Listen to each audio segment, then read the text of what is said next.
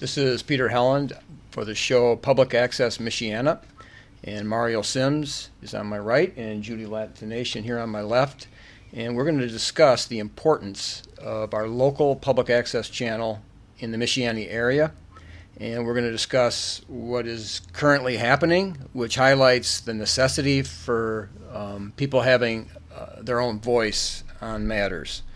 Mario, we had a show years back. Yes. I think Faith of Our Fathers. Faith of Our Fathers. And we were on for 6 months, and then the public access channel was shut down by various lobbying efforts, and they changed the law, and it went to the state instead. Right. And the local community decided to take the money that they had and put it in the fireman's fund or whatever, and they decided not to provide a public access channel. Well, then many of us formed a group, and we lobbied for about 6 years, and the Lord blessed our efforts. Yes. And those who are watching right now, you're watching on Channel 99, which many people spend a lot of time trying to get this back up, because you're dealing with natural and supernatural forces that just want their own voice to be heard. Now, people have heard me talk on and on about my opinion on public access. They may not have heard yours. What's your feel about the need for Channel 99, the benefit of a community having a channel, and some channels, Fort Wayne, Kalamazoo, Ann Arbor, Grand Rapids, may have up to 5 TV channels, one just for the government, one just for education, one for public, maybe one just for religious. Right. And so we just have one channel. We only have one employee, basically, part-time. Yes. Ann Arbor has 20 city employees for their public access channel, and they're the same size town. But I'm trying not to complain. Sure. I'm happy we have it, but we see room for growth. Yeah. I bring kind of a unique perspective in. Back in 1993, Dave Frank and I had on the old Heritage cable station. Yes. We would go in. Down there on Edison. Right, exactly. Hickory and Edison, right there. We would tape a cable access show. It was called Stand Up America. Yeah. And the idea was to exercise our rights, as unique as that may be as an American, to be able to speak out about what we saw wrong in our government in a very peaceful manner, but in an articulate, intelligent manner. And of course, that eventually went by the wayside. So you no longer have that. Then you fast forward. You and I spent time together at Faith of Our Fathers in 2007. Yep.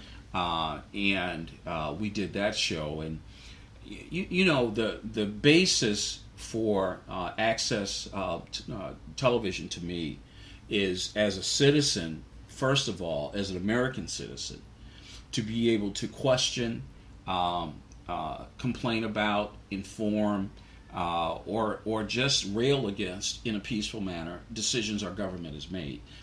Even more importantly to me as a pastor now, I want to be able to address what I see going on in the realm of darkness as it begins to overtake the workings of our government. So whether you are political or whether this is a religious matter for you, I think it's really important to both groups.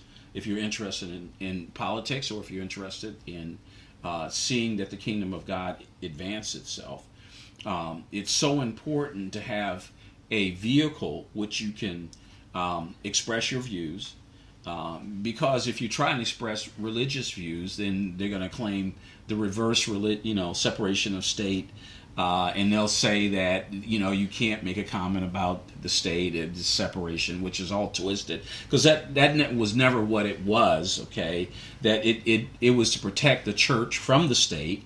It was never to protect the state from the church. I mean, in the church speaking truth to the state. I mean, we don't have a Church of England. So the whole idea was the church would, in essence, be the final check and balance of the acts of government, because we represent the kingdom. Government flows from God. So we represent the kingdom. So it's so important to have access television station, because you can't go on your local television station and talk about things of God's kingdom. Not for long anyway. Right, and around the country, public access channels, probably half of them are religious. Yeah. Now, if you're not religious, you're not interested in that.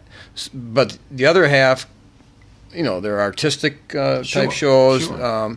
But usually, since we're a moral being, most shows have a moral component. Right. Now, it could be a bad moral thing. Right. And so, even if it's just labeled religious, it still has a moral component. Because usually most issues in a community are either, when they poll people, it's crime or morality are the two main concerns. Right. And even Judy, this show right here is replacing Judy's show with Bob Gross, which has been playing quite a while, and we need to get another one on. Right. But Bob's take, when you were interviewing him, was using art, but also in the schools and to help at-risk students improve their performance and to build some type of skills, since the school is not really providing those opportunities for kids to succeed. Most of the kids that are failing have not had successful experiences in the school, and programming.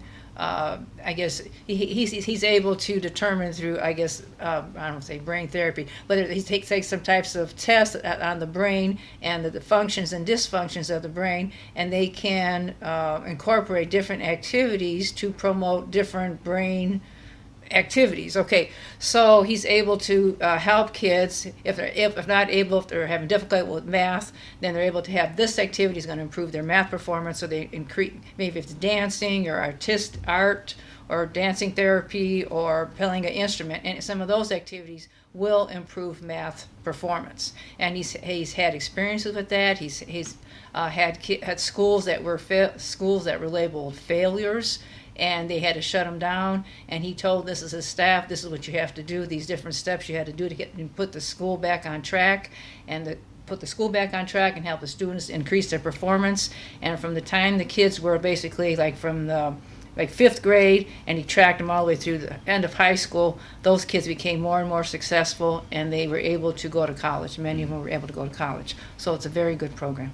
Right, and so we're trying to talk about this so that the people in the administration could hear about it, and might consider adopting it for our community. Right, which is a strong moral component from our perspective, from my perspective, because you're helping the children. And providing a skill is so basic because, from how I talk about it is, people talk about I need to find a job. Well, I wish they would talk more like you need to have a skill. Right. Okay. Right. Because if you have a skill, you may not need to be applying for jobs. They may be coming to you.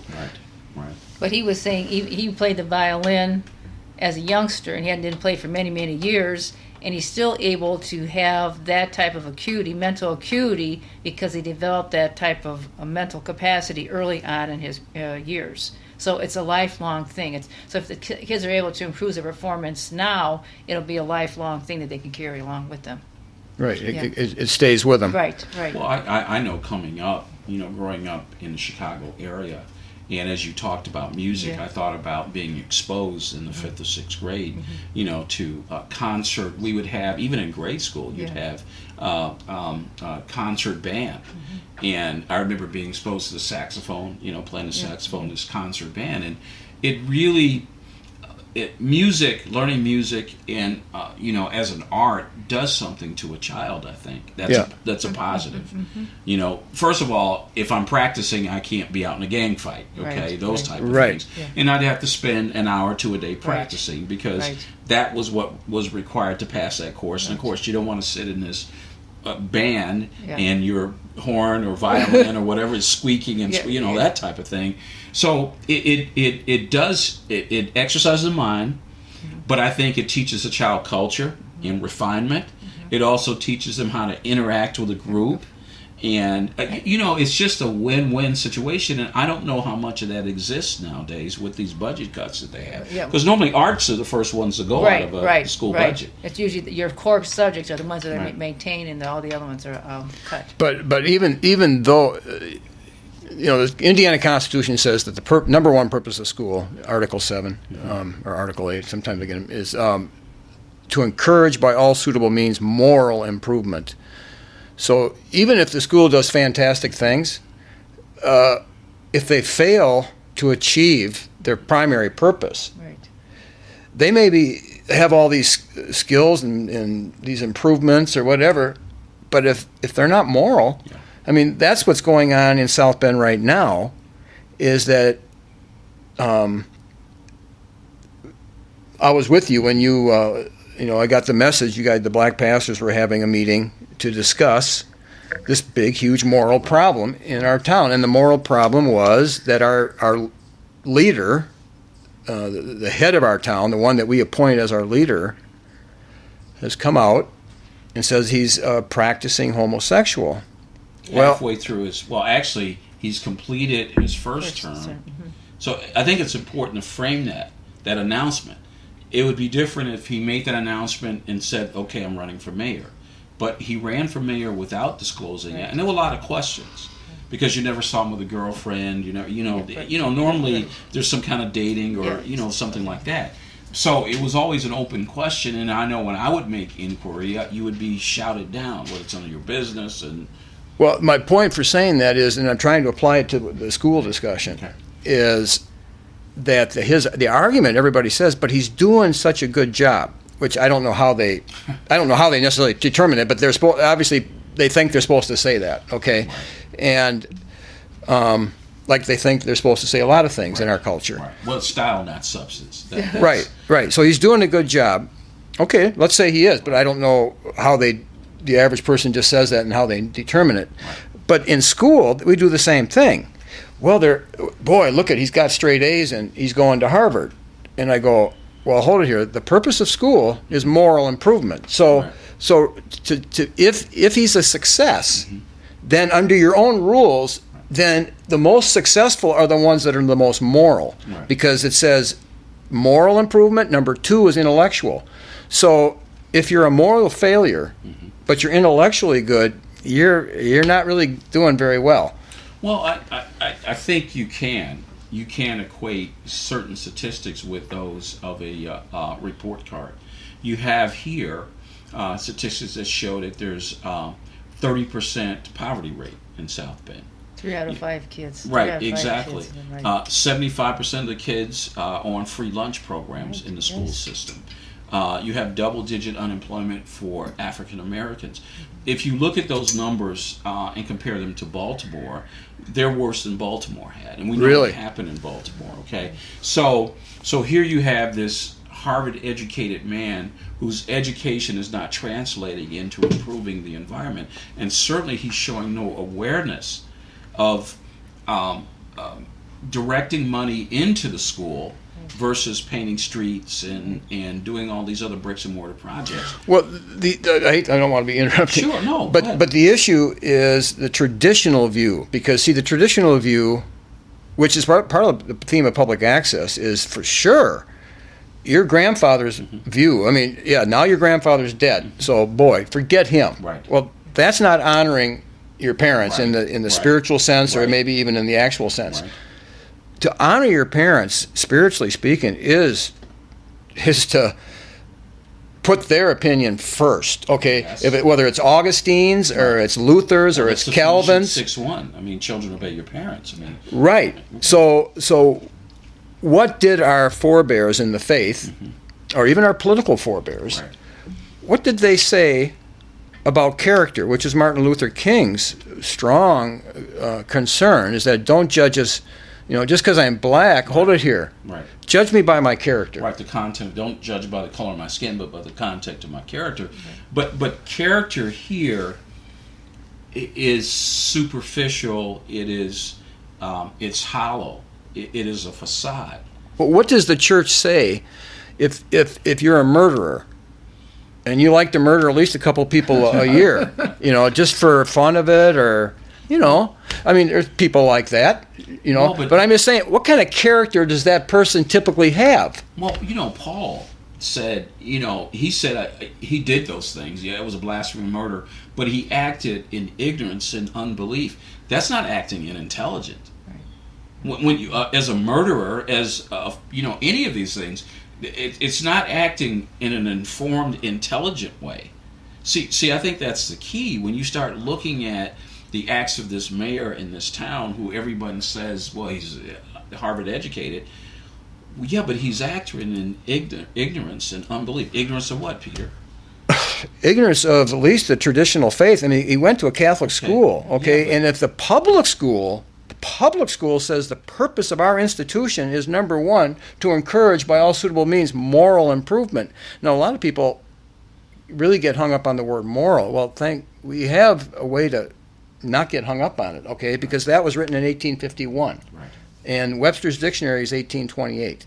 So we can presume that the dictionary that ruled America at that time was Webster's. Webster says, number one definition of moral is moral refers to the law of God as the standard. Yeah. Okay, so the purpose of school is to improve your moral character. Right.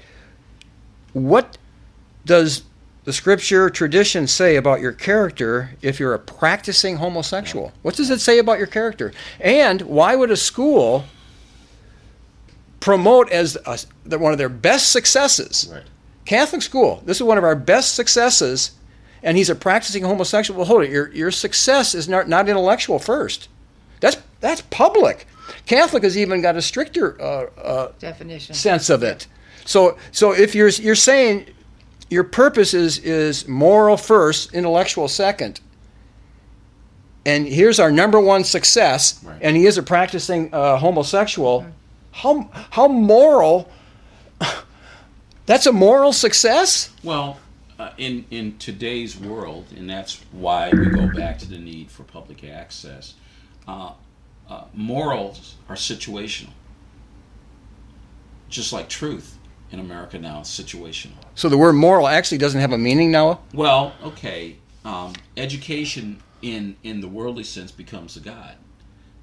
You look at Ken Lay and Enron and all those guys, they were very educated men. Right. They weren't moral men, right, but they were very educated men. And here's the problem. You take an uneducated crook, he'll steal the watermelon, but the educated guys will figure out how to steal the entire, railroad. Dabney, Wayland, my sister went to Wayland Academy, but that's Francis Wayland. Now, he was a big philosopher, theologian back in the 1800s. Dabney, they all made a point of that, of saying, education, if you ignore the moral, like, right, we're doing now, right, they were just saying if you downplayed it, but if you emphasize the, right, intellectual aspect, right, more than the moral, then you'll produce a criminal that won't just, right, steal the watermelon. Right. He'll steal the entire trade. And what we have now are people graduating from our universities, Harvard. Right. I don't want to say Notre Dame, right, well, but it's up for people to investigate. And they're very good intellectually. They don't even look at the moral. And so, what are they doing to us? To them, their intellectual and academic achievements justify or outweigh the moral decisions that they're faced with.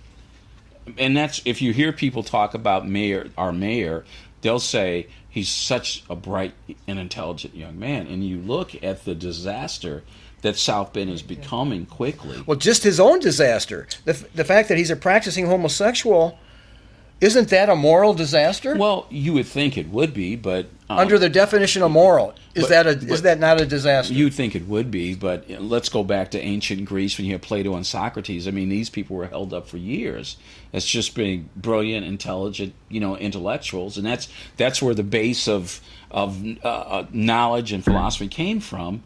But let's not look there. Let's look at the Bible, Peter. See, that's what I'm saying. They're looking at Harvard as being the arbiter of morals and intellectuals, so it becomes situational. When moral and intellect, what does wisdom and knowledge come from? Read Proverbs 1. Wisdom is to fear God, right? And the fear of God is to hate evil. Well, but they're not going to teach that. They're going to challenge that in universities in America. They're trying to take God out. I don't want to sound like Mike, because that's where I'm going. I'm getting emotional with this. But as a pastor, they take God out. They just cut a hole and they take him out, and then they replace it with, well, we know better. Yeah. Well, the case I had, I brought a Bible into the Tarkington. I taught over 700 times. I tell people that, and they don't get it. And I go, yeah, he brings a Bible in, and then the student essentially sets you up by asking you a question. Is that correct? But it shouldn't have been a big deal. I mean, it was new. It was right before Halloween. But the interesting point is that it was blacked out here generally.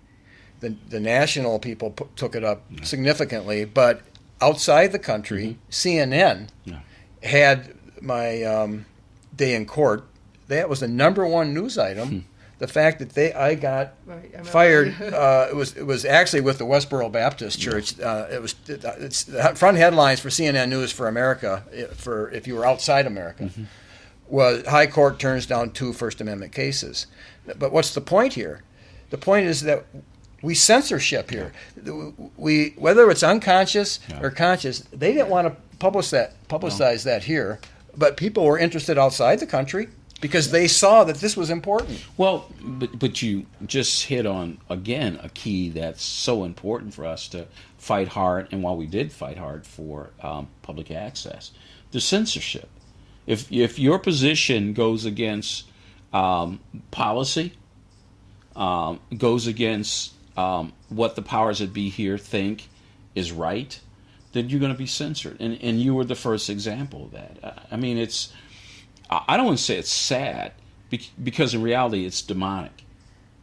I mean, who hated truth from the beginning? Well, it's who was the accuser of the brothers? You know what I'm saying? Right. I mean, see, that's why we have to take this focus and place it where it should be, in the spiritual realm. Right. Now, the case that actually happened that raises the importance of people being able to address what's going on in our city is that you told me about the SB Leadership Coalition. Right. South Bend Leadership Coalition. Correct. And apparently they saw one of our shows. Right. Okay. And that was the one with Mike Jones. I made sure after you sent me the link, I saw it, raved over it. I sent the link to everyone, all the members. Yeah. No, that was YouTube, but it was for Channel 99. Right. So public access is really good because it goes locally. Right. And it can go YouTube. So we're encouraging people to have your own show. Right. And we're not saying you got to be like us. No, this is First Amendment. You do anything you want. I mean, that's the idea. I mean, obviously, we may have an opinion on what you do, but this is for the community to express itself. Right. And so you saw it, and then you asked Mike and I to come to a meeting. Right. Correct. And you agreed with what was being said. Right. Well, I agreed, but I also realized that you and Mike need to be supported. That you need to be, if we are truly men of God, that as a man of God, and I'm involved with another group that's composed of a group of men of God, we need to come together and support the men of God who are speaking the truth of God. Right, because this was an issue that Erskine Jones, he's the president, but what they were saying is, I mean, we were just praying for the mayor. I mean, which is what we should be doing. Right. And I had heard all kinds of things that he may have been gay in that, but it wasn't an issue because the average person, the average child in school didn't think he was. Right. But now all the children, now everybody knows when they see the mayor, he's practicing homosexuality. Right. So the 5th grader, the 4th grader, our mayor, and he's the greatest guy around, and boy, almost everybody voted for him, and I wish I could become like him. And he's practicing homosexuality. Well, some Christian people. No. What have a problem with that? Well, he held himself out to be a role model, and he said he wanted to hope to have a family someday. Which, it's like getting rapidly slapped back and forth at these comments. I mean, you're holding yourself out now after there was a great amount of suspicion about this the first 4 years of him being in office. So then he waits till after the primary to make the announcement, when he basically is unopposed in the general election in November. But in that article or that piece that he wrote, essay. Yeah, the essay. He then says that he wants to be a role model, and at some point he hopes to be a family. And he talks about traditional. Indiana has traditional, and we're going to push. Indiana's going to stay traditional, and we're just going to go forward. How, my grandfathers, my great grandfather came from Norway. He was very religious. I mean, these guys, I know what they would do. I mean, it would be like War City. What's shocking is, that's true, but what's shocking is that you didn't get outrage here. That there was a lot of murmuring, and we spoke out, but then you get into the second part of the real importance for access television. I have a Bible study on. There's several Bible studies on. And where do people, if they're not going to a Bible preaching church and teaching church, if they belong to one of these denominations, I think the Episcopalian Church now is sanctioned. Right, I think that's where Mayor Buttigieg. Right, exactly. If that's the case, then where do they go? Where do they turn? So public access television, where you have a lot of religious programs, but more importantly, programs that are based on the teachings of Christ. Well, I met a girl. She's in her 40s, and I hadn't seen her for years. In fact, I used to stay, a black lady. I used to stay at their place, and she just happens to catch me, and she told me that she's leaving her church. She's been going there for a long time, just because the pastor was like having breakfast with Mayor Buttigieg. Just that said, I cannot, because I don't know. I didn't try to inquire into the details, but something really, she did not like that. And here's the problem. The scripture says that if somebody says they're a Christian and they're involved in any of those sins, there's a big list of sins. You're not to have fellowship with them. You're not to eat with them. If they're saying they're a Christian, and there's the problem, is that I didn't hear him say it, but I've heard many people have told me that they've heard him say it, and he's been in churches. So, and here's the thing, that the black lady I was talking to, she says, I'm thinking of going to Mario Sims' church, and I'm going, where did that come from? And she could have seen you on public access. I don't know. And that's again, the Olivet Discourse. Jesus has warned us that there would be a day like this. There would be a time like this. And then you go back to, Abraham and God with 50 men, 40 men, 30 men, 20. Do you have 10? There has to be 10 that I decide to be one of those 10 that would speak the truth. Speak the truth of God, not my truth, His truth. Speak it line upon line, precept upon precept, which is so important, because as the article I read the other day in Bible study, where the guy describes himself as a gay Christian, and he said the Old Testament speaks briefly of homosexuality. As a pastor, you wonder, what would make him think he's a Christian? Well, obviously, he's right. That's like me saying I'm a murdering Christian, a lying Christian, a cheating Christian. But that's not of Christ. No, it's so simple. If you're in a home, if you're a father, and your son feels like lying, he feels like pounding on his sister, he feels like stealing things in the house, and he feels like trying to be gay. Well, what's a father do? He says, you can't pound on your sister, or I'm going to beat you, or whatever he does. If you see any gay activity, any gay thinking, which is natural, sinful nature, they want to say, well, if he's starting to act effeminate, that must mean because he's born that way. No. How about he was born with original sin, and he's sinful like all of us. I used to do things, and thank God I got caught. Judy's, we all know, we do commit sin, and our parents, the parenting, everybody has a little bit of set of sinful weaknesses. You could easily have weaknesses toward being gay, easily. And a father, what would you do? You as a father your job would be to correct that. Well, what does God the Father do? As you mentioned, we were born into sin, but what does He do? I mean, He allows us to go our way for a time. I mean, and then He calls. And to me, it was recognizing, hey, I'm not really what Satan had told me I was all this time. I'm really a child of God, and I need to go home to my Father. See, but this is what happens. You have a Harvard-educated mayor who's co-opting God. They're and this is not new, to form God in your own image. I mean, that's what Isaiah used to talk about. A God who thinks sodomy is not a sin. Well, it's a God that says that you're better than everyone else because you went to Harvard.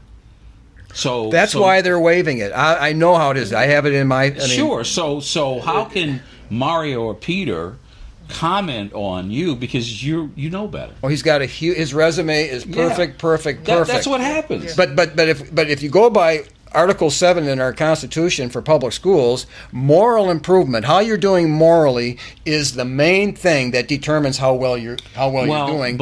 And that's public school. Okay, but when does that get talked about on television? When does that get talked about?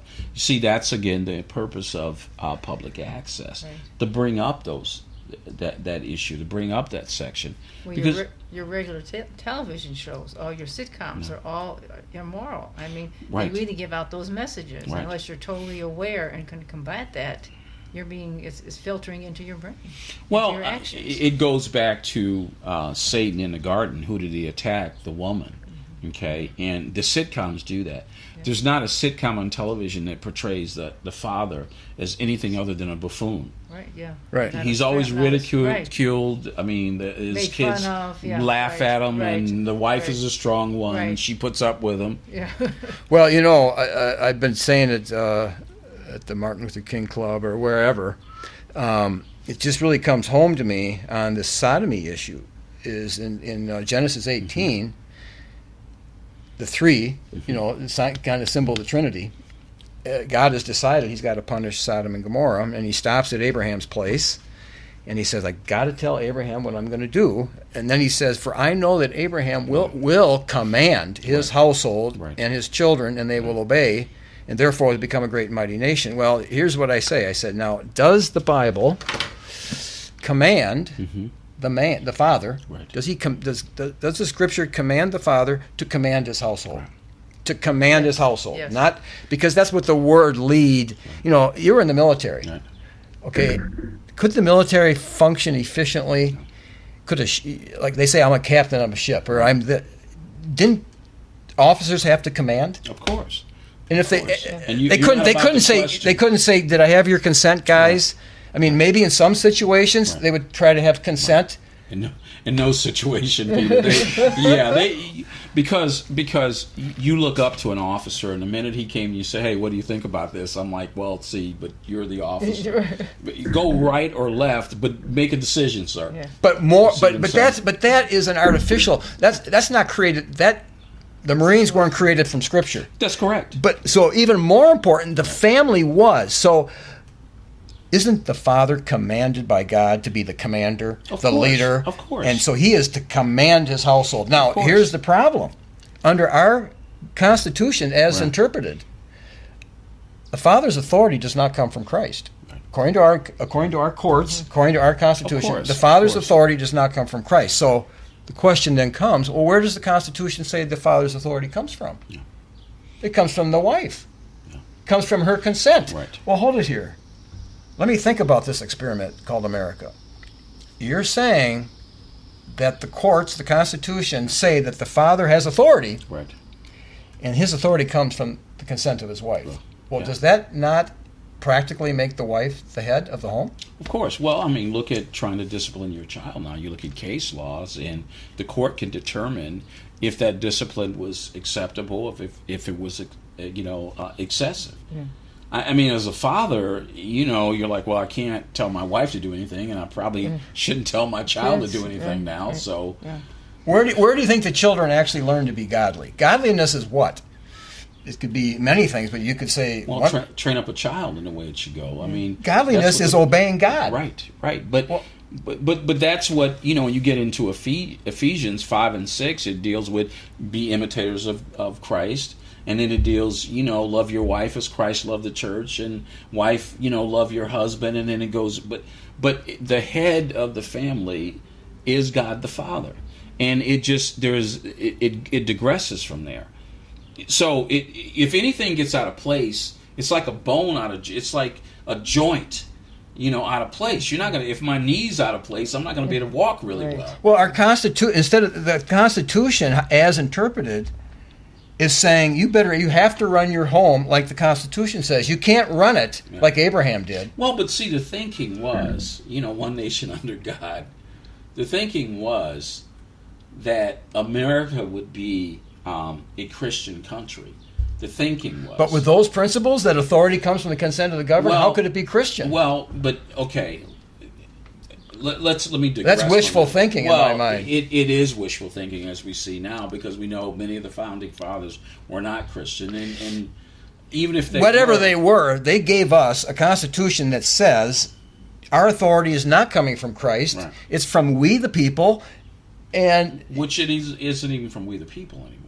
Well, where is it? Yeah, right. Well, see, because it's so flawed from the beginning. They were bending over backwards because these are people who fled England, did not want to have a church dictating to them what they're going to do. So they figured, well, man can rule himself. Well, we know that's a great experiment that's failed. Yeah, self-government. Yeah, so it's Well, you have ministry to the homeless and all that. How well are people doing? Well, when I left my church, there was a guy laying on a blanket out on the sidewalk by my church. I mean.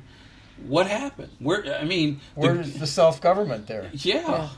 It's taking our tax money, your tax money, and putting into striping streets and changing streets from one way to two way, and spending $15 million on halls of fame that now are closed and are worth nothing. I mean, that's what happens when man. But that's what man has always wanted to do, self-govern. I want to be God. That's what Satan has always sold us on. You could be like God. Well, just here's what public access is up against, because all our institutions, public schools, there's no moral component. Even though they're supposed to be, how can they don't even give a definition for morality. Because it's relative. It's whatever is topical, whatever is timely now. It can't be. See, it can't be Bible-based because many of the people who are in control making decisions are ungodly. Right. So instead of changing their behavior to match what the Bible requires, well, we're just going to do it our way because we're really intelligent and the Constitution allows. Well, how does the Supreme Court decide that what marriage is? Because marriage was never, show me in the Constitution where marriage was a right provided for the Constitution. I don't even think, if you went into Congress, if you got elected and you went into Congress and said, hey guys, here's what God said. We're not doing it right. Yeah. What would they say to you? They'd laugh you out of town. Sure. And if you went into the federal court and said, hey, here's what you guys must not have read this. Here's what it says. They'd laugh you out of court. In other words, our government officially does not want to be guided at any place by the Scripture. Okay, then you go, okay. I thank you for letting us know. What are you being guided by then? Well, if you remember, I think in 2 Samuel 6 or 7 or 8, somewhere like that, Samuel goes to God and says, I failed. And he goes, what do you mean you failed? Well, they want a king. And he goes, no, you haven't failed. Give them a king, but I'm going to tell you what they're going to do. And man has always decided, it's like a kid. I'm 18 now. I'm going out into the world. Oh, okay, go right ahead.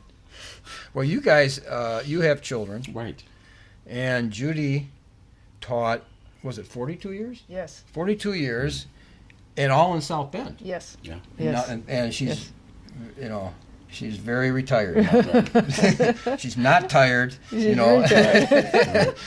But you've seen the moral issue, obviously. I mean, you were at Harrison? Yes. A lot of the minorities? Yes. Okay. Yes.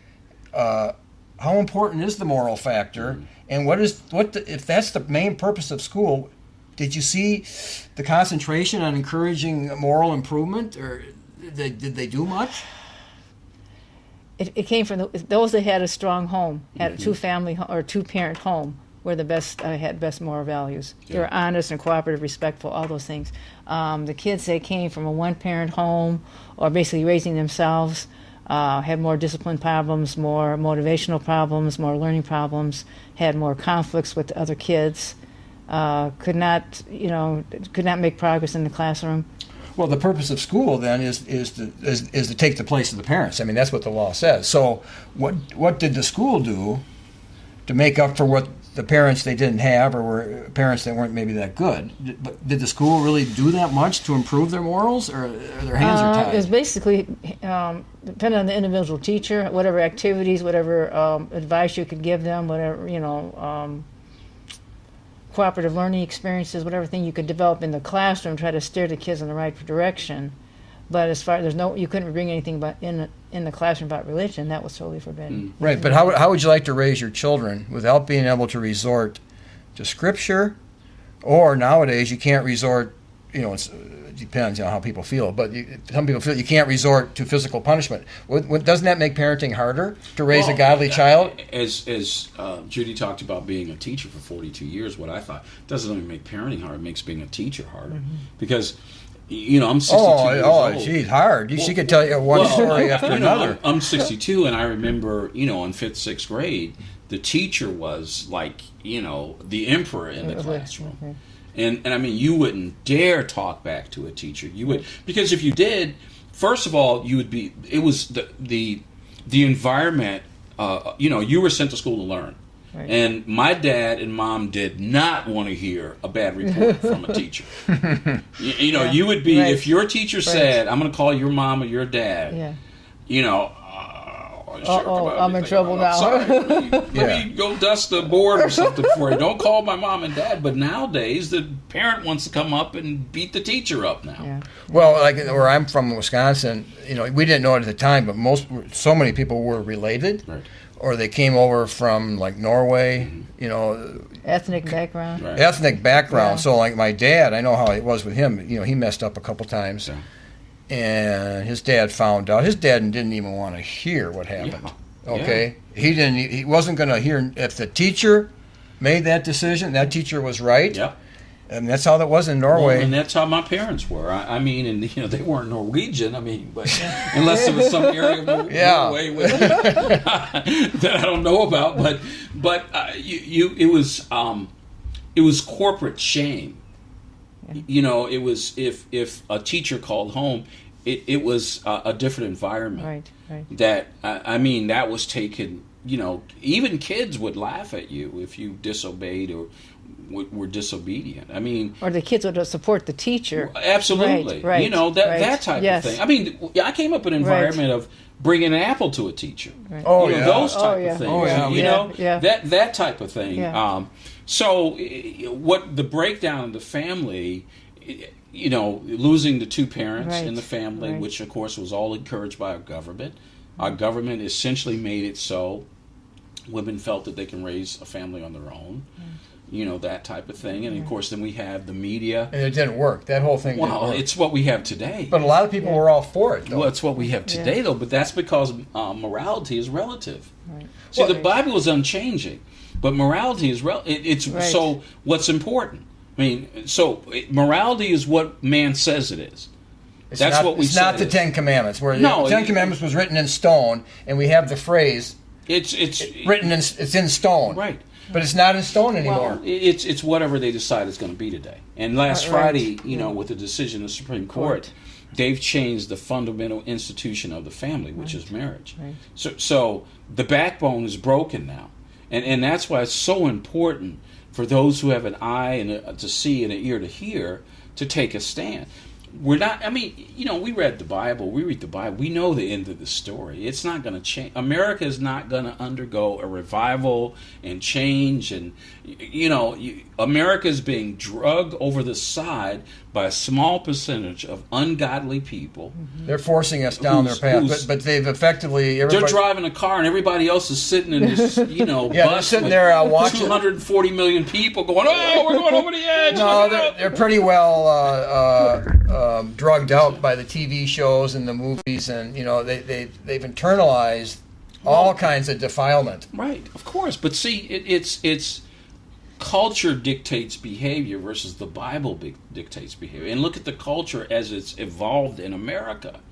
So when you stand up and say, hey, God said that marriage is between a man and a woman, you get heckled. Oh, they don't Worse think, yet, no, they pull no. the sound plug. You're not getting on the media anymore. Well, that reminds me of when you had the press conference, and then the Democratic Party, and this shows you the censorship, and this shows you how they feel, and if they get a little more power, what they're going to put into place. But we had the press conference because we were protesting against sodomy. Yeah. That the mayor is openly advocating sodomy, and he's saying, I'm a role model, Right. and it's perfectly fine if you want to be a practicing homosexual. I see that as perfectly fine. We're no longer going to call it a sin. Well, some of the pastors didn't agree with that.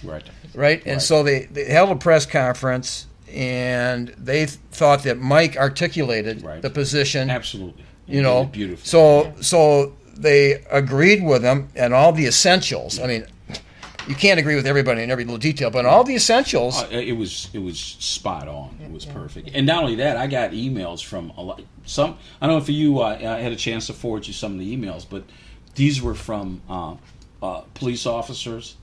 Who obviously couldn't speak, but were saying it was beyond spot on, and that's an exact quote. Yeah. Well, but then the Democratic Party responded, saying that the content of the press conference was filled with unsupported allegations, discriminatory statements, and hate speech. It says Dr. E. Michael Jones is a well-documented racist and hate monger. I mean, there's, I don't know how many, 20 people there at the church steps, and it was half white and black. Well, they got some and it was also. They said if we support him, then we're hate mongers and racists. Yeah. In addition to his, he has been condemned by the Catholic League, what is that? Right. For his hatred and anti-Semitism, and for using the Catholic theology as his justification. Well, I know he's in very good standing here locally with his priest and with the bishop. He's noted for a very impeccable life of holiness, and He's a social advocate. Yeah. He always has been. well, he's an activist in the sense of Well, but that's the problem. He's an activist. See, their activists are paid activists that are paid by getting positions in the various organizations, the Charles Martin Center, the Charles Black Center, those places, and they're seated and they're paid as activists. Paid. How do you are you a paid activist? I don't know, but that's their position. Yeah, that's their position. See, Mike is not paid to be an activist. I've been an activist for over 25 years. I'm not paid to be. In fact, it costs me to be an activist. Right. And then he goes on, the St. Joseph County Democratic Party condemns Dr. E. Michael Jones and anyone affiliated with him and his hate speech. And then the chairman, Jason Critchlow, writes, and this went all over Facebook. Right, this went right out to the public. Right.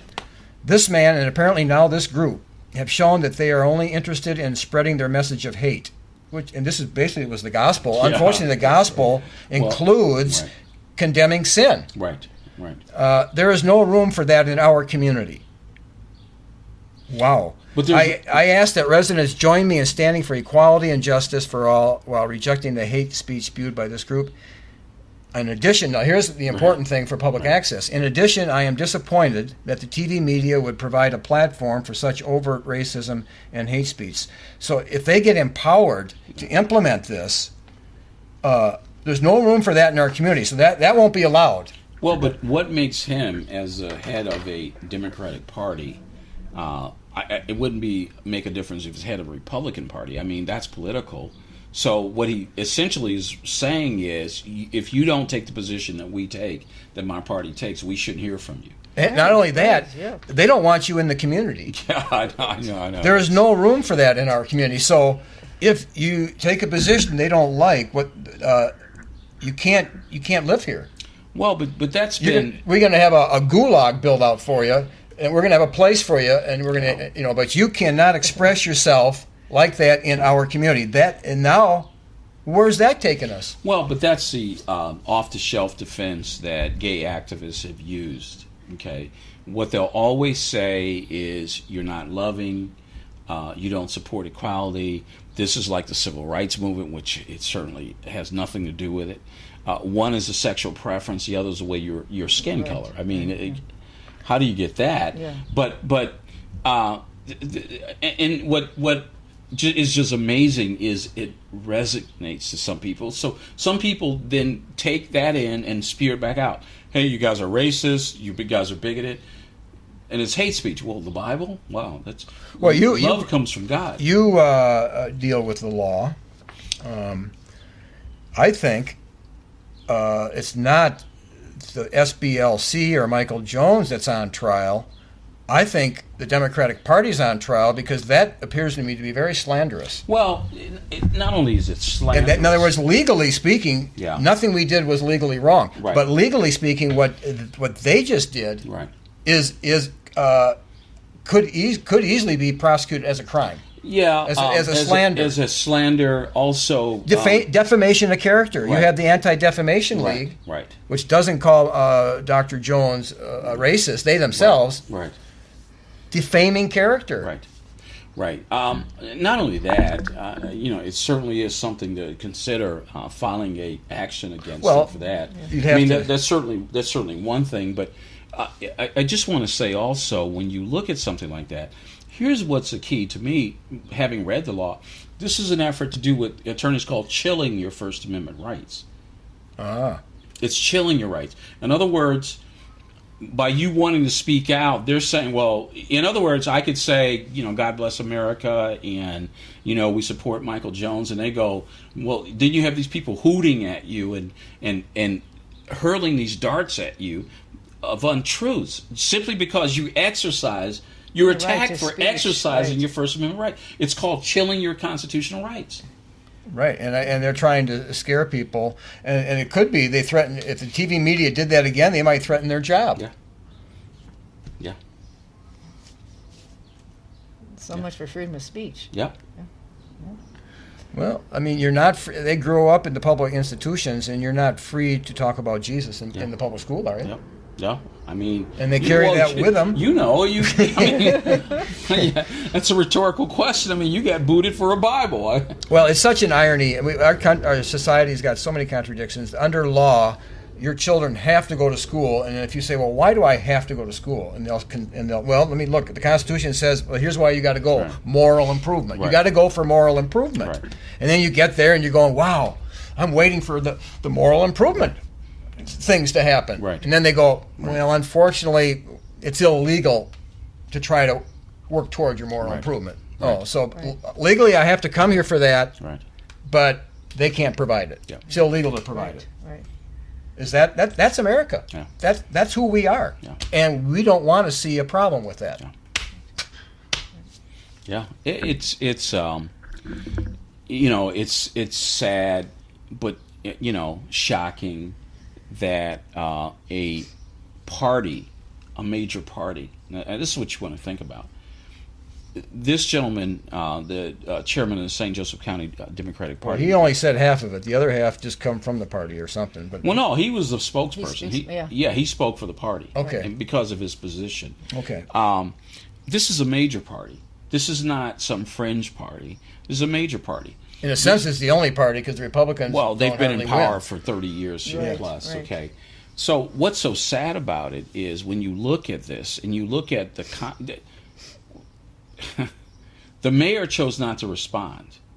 He wasn't in town, don't I think, when it happened. Well, his staff issued a response. He doesn't want to address this issue or join into the issue. So now you have this political party's leadership making this statement, and you wonder, who is he to judge as a head of a political party? Pastors speaking for God.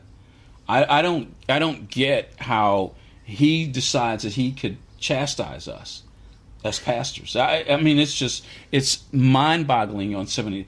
But even if you remove the pastors, we're also American citizens who are guaranteed the right to speak. Well, I don't know if we can bring it up, but at the last South Bend Leadership Coalition, remember Pastor Jones said he got a call? Yeah. Is that something we can bring up? Oh, sure, absolutely. Yeah, I mean, this is true. In other words, you got a call from the police chief. Right. Yeah. Can you tell that? Well, the police chief suggested that the South Bend to the leadership, president of the leadership, our organization, the pastors group, he suggested that we were being hijacked. I assume by Mike Jones. But he just moved into town. We've known each other, Grayland, Watson. I mean, we go back 30. But that's the type of thing. I mean, that's the type. That is. Mike's been here 40 years, so he's hijacking, but he just flew in. Well, but just back up. What authorizes the police chief? I mean, that almost becomes a police state.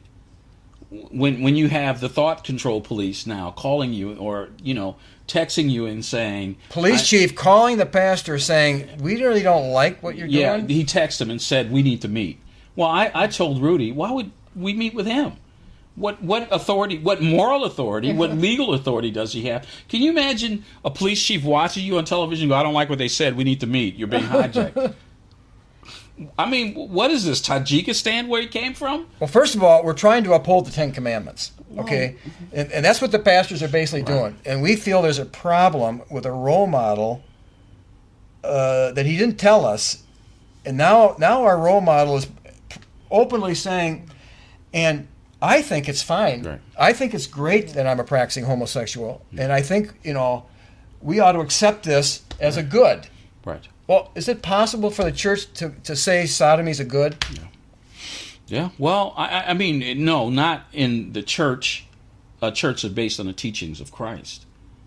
But you have other denominations, we talked about it, that have decided that. Yeah. I don't know what Bible they read. The Bible I read is very clear from the front to the back of the Bible. Yeah. Whether it's Leviticus or whether we're talking about the gospel, and Jesus talks about the judgment of Sodom and Gomorrah, whether it's Paul in 1 Corinthians 5, whether it's Paul in Romans, whether it's Book of Revelations, that it says, but the homosexual, will not be, welcome into the kingdom. I mean, unless he repents, right? So we only have 1 minute left. This is Public Access Michiana. 2 minutes left. And we're here to encourage people to support Channel 99. If you have things you want to say, you have a talent, go down to WNIT, which houses Channel 99. They don't, they're separate. And get involved. Tell your pastor to have a show. Yeah. Tell, of course, we're speaking on the religious, but there's all kinds of shows that aren't religious at all. Right. And we encourage any kind of involvement. And we always need volunteers. We need volunteers. Be in touch with your city council person. Make sure that they keep supporting this. And we can add. Some cities have 5 channels. We have 1. Some cities have 20 city employees, 10 full-time, 10 part-time in Ann Arbor, for example.